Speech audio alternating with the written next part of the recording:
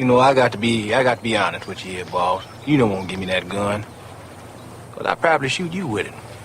You still hear me up there, brothers? Okay.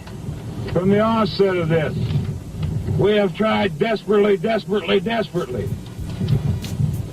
to get in contact with the news media. We have beat our brains out. We have been stopped by this administration. They think they can confine this incident within the walls of this prison like no other part of the world can hear this. They think they can hide everything like they've been doing down here for years and years. This is not the case. We are oppressed people. We have come together as one. We are brothers. We are very oppressed and we're very sick of it. We're not going to take this anymore. We are a unit here. They try to make this a racial issue. It is not a racial issue. Black and white alike have joined hands in SOCF and have become one strong unit. We have endured pure hell in there that they have put us through. We are still standing strong, and we will remain strong until we either negotiate this to our likings or they will kill us. We are prepared to die, if need to be, and we hope it doesn't come to that. This is Cesar with your Black Agenda Report morning shot for January 19th, 2011. Sharon Denan of the Lucasville Uprising Freedom Network reports that on Dr. Martin Luther King Jr.'s birthday, Saturday, January 15th, a support rally for the Lucasville hunger strike inmates was held outside Ohio State Penitentiary. An open letter was drafted per the event and presented to a representative of Warden David Bobby. Bomani Hondo Shakur, also Keith Lamar, Sadiq Abdullah Hassan, or Carlos Sanders, and Jason Robb began a hunger strike on Monday, January the 3rd to protest the conditions of their confinement. Their demands were full recreation and commissary privileges, semi-contact visits, access to the computer database so they could work on their appeals, and others. The database access is especially significant to Shakur, given that his appeal is nearing. All three of these prisoners received death sentences following the rebellion in the Southern Ohio Correctional Facility in Lucasville, Ohio, and have been held at the highest security level, level 5, since they were transferred to the Ohio State Penitentiary in 1998. Other prisoners from the Lucasville disturbance have been transferred out of OSP or have had their security levels reduced so that they are not suffering the extreme restrictions of level 5. In the words of Shakur, "We have undergone penalty on top of penalty, kept from fully participating in our appeals, from touching our friends and families, denied adequate medical treatment, and so many other things that are too numerous to name. In a word, we have been tortured. And yes, I'm aware that the word tortured is a strong word to use, but I know of no other word that more adequately describes what we have been through. We have been put through hell." Family members and supporters drove in from other states and from several Ohio cities to participate in the rally at the gates of the Ohio State Penitentiary.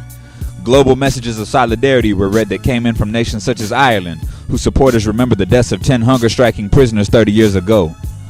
The open letter, signed by such well-knowns as Barbara Ehrenreich, Raj Patel, Robert McChesney, Noam Chomsky, Emmanuel Wallerstein, and Michael Albert, reads, "We, the undersigned, call for an end to isolated supermax imprisonment in Ohio State Penitentiary.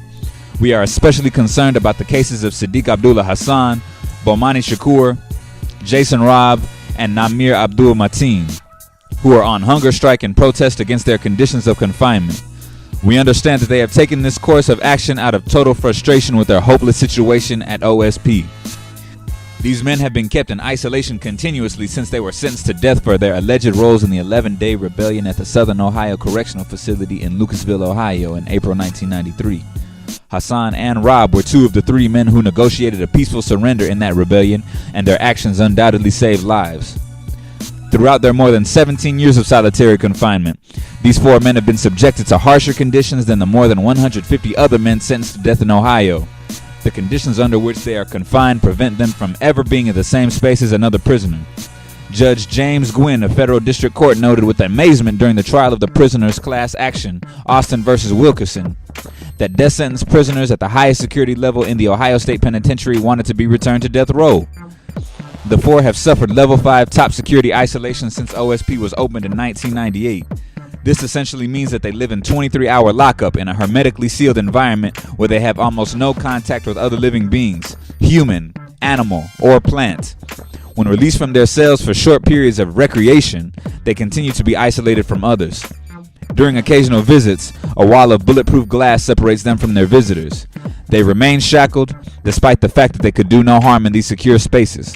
A few booths away, condemned men from death row sit in cubicles where a small hole is cut from the security glass between them and their visitors. They can hold their mother's hand. With a little effort, they can kiss a niece or a grandchild. They do not have to shout to hold a conversation. Hassan, Lamar, Rob, and Weir experience annual security reviews, but their outcome is predetermined. The prison authorities have told them in writing, quote, "You were admitted to OSP in May of 1998. We are of the opinion that your placement offense is so severe that you should remain at the OSP permanently or for many years regardless of your behavior while confined at the OSP." Unquote. The lack of a meaningless review violates the Due Process Clause of the Fifth Amendment of the U.S. Constitution. Keeping men in supermax isolation for long periods clearly violates the Eighth Amendment prohibition of cruel and unusual punishment. Moreover, the emphasized words above directly violate the explicit instruction of the Supreme Court of the United States in Wilkinson v. Austin. These men are being held in solitary confinement permanently until they are put to death by Ohio or their convictions reversed. This is not simply long-term solitary confinement, but in essence permanent solitary confinement. Other prisoners sentenced to death for alleged crimes comparable to or worse than those for which Hassan, Lamar, Rob, and Weir were found guilty have been moved off of level 5 to death row, to level 4 at OSP, and out of OSP entirely. One of the 4 Lucasville defendants asks, "Must I have a mental breakdown in order to get off of level 5? We demand that the Ohio prison authorities remove these 4 men from level 5 supermax security and that they end the cruel practice of long-term isolated confinement." Post the letter, Dennis O'Hearn informs us that, as of this Saturday, the 3 Ohio State Penitentiary inmates who went on hunger strike have now resumed eating because prison authorities have provided a written set of conditions that almost meets the demands set out by Brother Bomani Shakur in the letter he wrote to Lucasville Warden Bobby. However, the struggle continues to get these brothers off of death row. They are held in more restrictive confinement than the more than 100 other death sentence prisoners in the same prison. Now, why is this? It's precisely because the system thinks of them as leaders. So it will let them watch television. They even let Bomani Shakur use a typewriter. But what they don't let any of the 4 men do is to be in the same space as another human being other than a guard at the same time.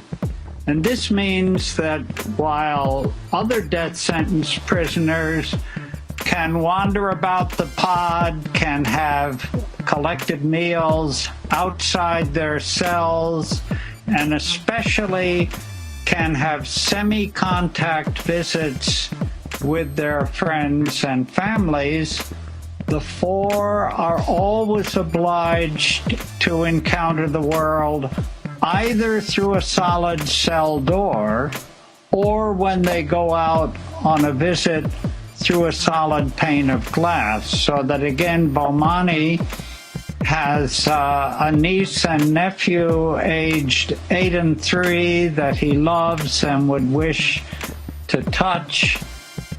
If he were on death row, he could do that, but he's been told by the prison authorities he will never be on death row because they're going to keep him in social isolation until they kill him.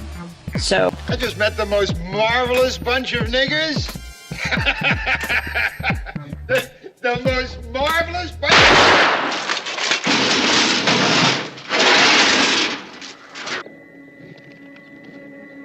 You get them?